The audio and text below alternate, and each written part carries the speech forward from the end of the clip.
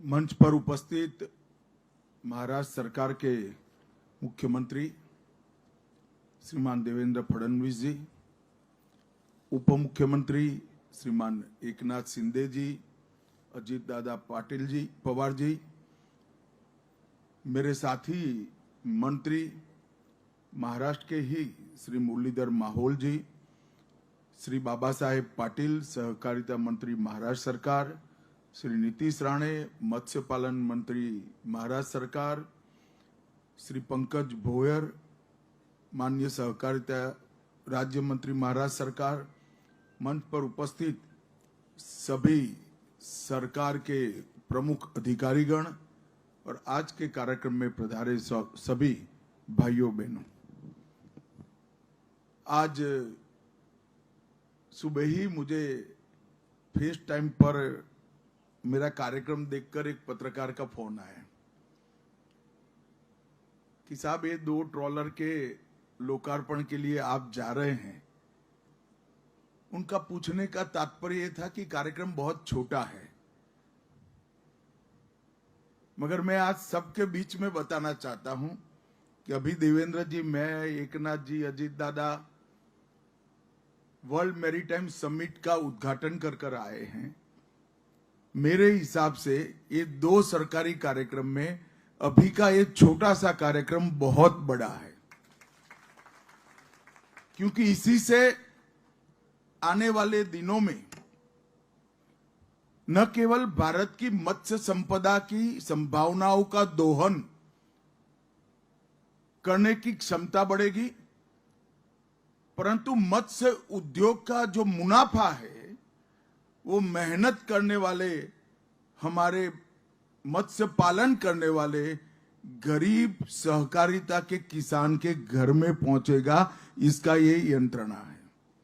कई सारे ट्रॉलर है ऐसे, कोई नई बात नहीं है, मगर हर ट्रॉलर वहां जो मत्स्य पालन का काम करता है वो व्यक्ति तनख्वाह से काम करता है। ये ट्रॉलर में जो मच्छीमारी करेगा उसका पूरा मुनाफा कोऑपरेटिव बेसिस पर हर मच्छीमार के घर में पहुंचेगा। ये बहुत बड़ी बात है और इस कंसेप्ट को फॉर्मलाइज करने के लिए बहुत समय लगा है।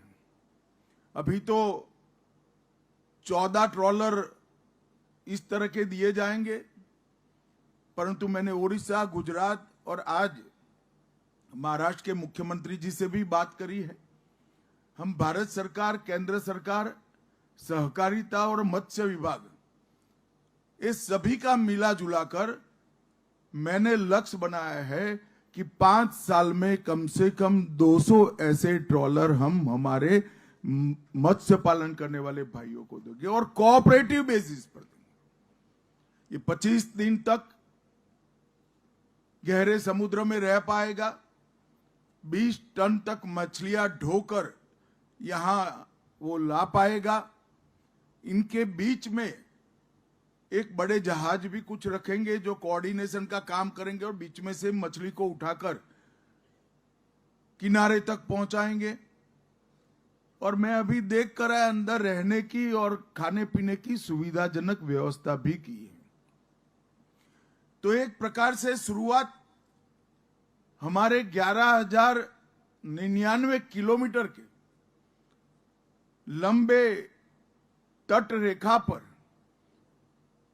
अपनी आजीविका के लिए काम करने वाले, मत्स्य पालन करने वाले गरीब भाइयों बहनों के लिए ये योजना आने वाले दिनों में बहुत बड़ी योजना बनने वाली है। मित्रों, सहकारिता का कंसेप्ट ही ये है, चाहे दूध का उत्पादन हो, चाहे मंडी हो, चाहे मत्स्य पालन हो, इसके मुनाफे का मालिक मेहनतकश इंसान है, ग्रामीण क्षेत्र में रहने वाला एक गरीब है।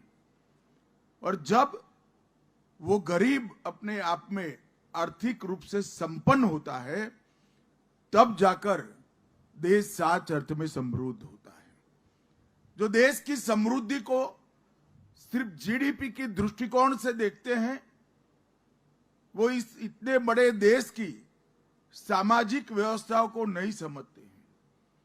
जिस देश की जनसंख्या 130 करोड़ से आगे बढ़ चुकी हो, वो देश का ड्राई जीडीपी देश को पूर्ण विकसित नहीं बनाता है। जिस देश की जनसंख्या 130 करोड़ से ज्यादा हो, वो देश के जीडीपी में मानवीय दृष्टिकोण भी लाना पड़ता है। हर व्यक्ति को, हर परिवार को समृद्ध बनाने के लक्ष्य के बगैर देश समृद्ध नहीं बन सकता। देश समृद्ध सही मायनों में तभी होता है जब हर परिवार बच्चों को अच्छी शिक्षा दे सके, अच्छा संतुलित आहार दे सके, परिवार के बूढ़े और बच्चों के आरोग्य की चिंता कर पाए और वो स्वाश्रयी हो, आत्मनिर्भर हो, तभी देश संपन्न हो सकता है। और ये मानवीय दृष्टिकोण वाली जीडीपी मैं मानता हूं इस पूरे पूर्ण करने के लिए कोऑपरेटिव से बड़ा कोई दूसरा साधन नहीं है। महाराष्ट्र की गन्ना मिले, शुगर मिले इसका उदाहरण है। आजादी के तुरंत बाद के दशक में पद्मश्री पाटिल ने जो शुरुआत की, मैं आज दावे से कह सकता हूं कि महाराष्ट्र के गांवों को समृद्ध करने में महाराष्ट्र की गन्ना मिलों का सबसे बड़ा योगदान है और इसको कोई ना नहीं बोल सकता, क्योंकि वो कोऑपरेटिव बेसिस पर चलते थे। शुगर मिल का पूरा मुनाफा किसान के बैंक अकाउंट में जाता है। इसी तरह से गुजरात में आज कई लाख महिलाएं 80,000 करोड़ का व्यापार अमूल के माध्यम से करते हैं और 80,000 करोड़ व्यापार का पूरा मुनाफा वो अनपढ़ पशुपालन करने वाली महिला के घर में जाता है। और अब तो ग्रेजुएट बहनें, ज्यादा पढ़ी लिखी बहनें भी प्रोफेशनल तरीके से पशुपालन के व्यवसाय में आगे आई है। यही विचार हमारे पुरखों का था, यही विचार भारत का मूल विचार है। इसलिए मुझे बड़ा आनंद है और मैं विशेषकर आज यहां इसीलिए आया हूं कि सहकारिता मत्स्य पालन में भी हमारा मत्स्य पालन करने वाले सभी भाइयों बहनों के जीवन का आधार बने।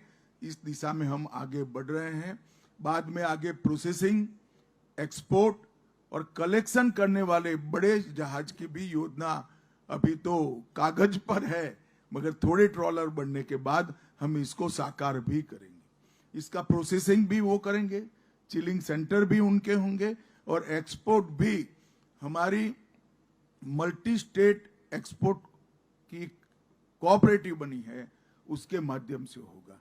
लगभग 60,000 करोड़ रुपए की निकास हमारी मत्स्य संपदा की भारत कर रहा है, परंतु इसका मुनाफा मत्स्य पालन करने वाले गरीब युवा के हाथ में नहीं जाता है।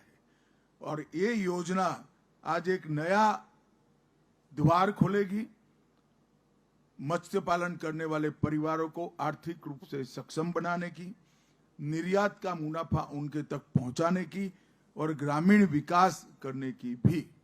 नरेंद्र मोदी जी ने ढेर सारे कार्यक्रम मत्स्य पालन के लिए शुरू किए हैं और इसका परिणाम जो आया है वो भी देखने लायक है। 2014-15 में भारत का कुल मत्स्य संपदा का उत्पादन 102 लाख टन था, आज बढ़कर 195 लाख टन तक पहुंचा है। डोमेस्टिक उत्पादन 67 लाख टन था और अब 147 लाख टन 147 लाख टन पहुंचा है। और मैरीटाइम उत्पादन 35 लाख से बढ़कर 47 लाख टन पहुंचा है। यही बताता है कि 11,000 किलोमीटर लंबी हमारी कोस्ट लाइन पर बहुत बड़ी संभावना पड़ी है मैरीटाइम उत्पादन बढ़ाने की।